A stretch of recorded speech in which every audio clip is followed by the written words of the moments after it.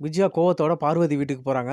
உடனே சிந்தாமணி அங்கேருந்து கேட்குறாங்க, "என்ன மாஸ்டர் ஒரு மாரி கோவத்தோட வரீங்க?" அப்படின்ட்டு. உடனே விஜயா சொல்றாங்க, "சிந்தாமணி நான் சொல்லப் போற விஷயத்த கேட்டா உங்களுக்கு பிபியே வந்துரும்." அப்படின்ற மாரி சொல்றாங்க.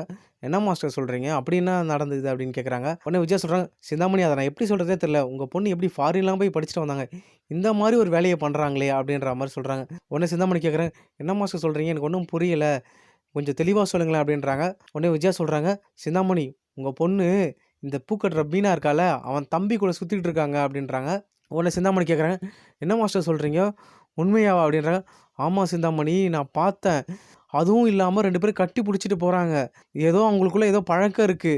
ஐயோ! இந்த பூக்கட்டுற குடும்பமே இப்படிதான். ஏதாவது பணக்கார வீட்டு பசங்கள புடிச்சு போறது தான் அவங்க வேலையே. இந்த பாரு இந்த மீனா எங்க வீட்டுக்கு வந்து உட்காந்துக்கினா, அவ தங்கச்சி நல்லா போலீஸ்காரன பார்த்து புடிச்சுக்கிட்டா. அந்த மாரி அவன் தம்பியும் கரெக்ட்டா பெரிய பணக்காரங்க யாருன்னு பார்த்து புடிக்கிறான். அவங்க குடும்பமே இப்படிதான் சிந்தாமணி. அவங்ககிட்டேருந்து ரொம்ப எச்சரிக்கையா இருக்காம போயிட்டீங்க நீங்க. இப்ப பாருங்க என்ன பண்றதுன்னு எனக்கே தெரியல.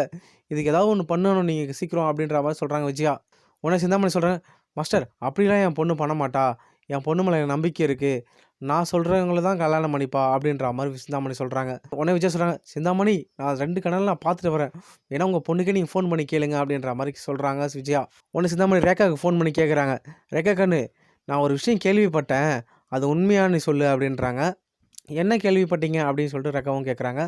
உடனே சிந்தாமணி சொல்றாங்க, "இந்த பூக்கட்டுற மீனா இருக்கான்ல, அவன் தம்பி சத்யா கூட உனக்கு ஏதாவது பழக்கம் இருக்கா?" அப்படின்ற மாரி கேட்குறாங்க. உடனே ரேகா சொல்றாங்க, "அம்மா நான் உங்ககிட்ட அத சொல்லணும்னு தான் நெனச்சிருந்தேன். நான் தான் சத்யாவ விரும்புனேன் ஃபர்ஸ்ட்டு. இப்ப சத்யாவும் என்ன விரும்புறாரு. உங்ககிட்டயும், அப்பாகிட்டயும் இந்த ஹேப்பியான நியூஸ் சொல்லணும்னு வெயிட் பண்ணிட்டு இருந்தேன். பட் உங்களுக்கே அது தெரிஞ்சிடுச்சு. எப்படிம்மா உங்களுக்கு தெரியும்?" அப்படின்ற மாரி கேட்குறாங்க ரேகா. உடனே சிந்தாமணி கோவப்பட்டு கேட்குறாங்க, "ரேகா என்ன நீ பண்ணி வச்சிருக்க? நான் உனக்கு எப்படிப்பட்ட பணக்கார பையன்லாம் பார்த்துட்டு இருக்கேன். எனக்கு நீ ஒரே பொண்ணு.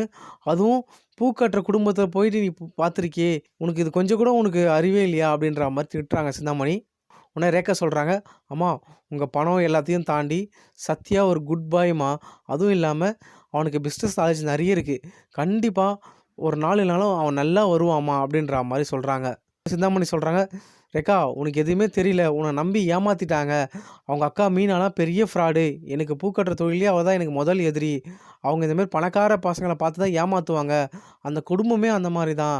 நீ தப்பா ஏமாந்துட்டியே! ரேகா நான் சொல்றத மட்டும் கேளு. இதுக்கப்புறம் நீ சத்யா கூட பேச்சு வச்சுக்காத." அப்படின்ற மாரி சிந்தாமணி சொல்றாங்க. உடனே ரேகா சொல்றாங்க, "அம்மா நான் உன்னோட பொண்ணும்மா. நான் கரெக்ட்டான முடிவு தான் எடுப்பேன். சத்யாவ தான் நான் கல்யாணம் பண்ணிக்க போறேன். அது என்ன எதிர்ப்பா இருந்தாலும் நான் பார்த்துப்பேன்." அப்படின்ற மாரி ரேகா சொல்லிட்டு ஃபோன கட் பண்ணிடுறாங்க. உடனே சிந்தாமணி ஃபோன கட் பண்ணிட்டு, "மாஸ்டர் நீங்க சொன்னதெல்லாம் உண்மதான். இந்த சத்யாவ தான் கல்யாணம் பண்ணிக்க போறேன்னு சொல்றா. அதுவும் என்கிட்டயே தைரியமா சொல்றா. எனக்கு என்ன பண்றதுன்னே ஒண்ணும் புரியலையே." அப்படின்ற மாரி சிந்தாமணி முழிக்கிறாங்க. உடனே விஜயா நெக்கல் அடிக்கிறாங்க.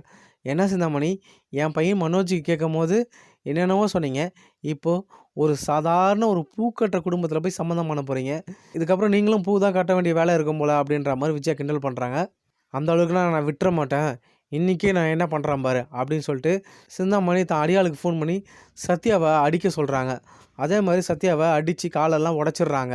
இந்த விஷயம் முத்துவும், மீனாவுக்கும் தெரிஞ்சு சிந்தாமணிய அடிக்க போறாங்க அவங்களும்.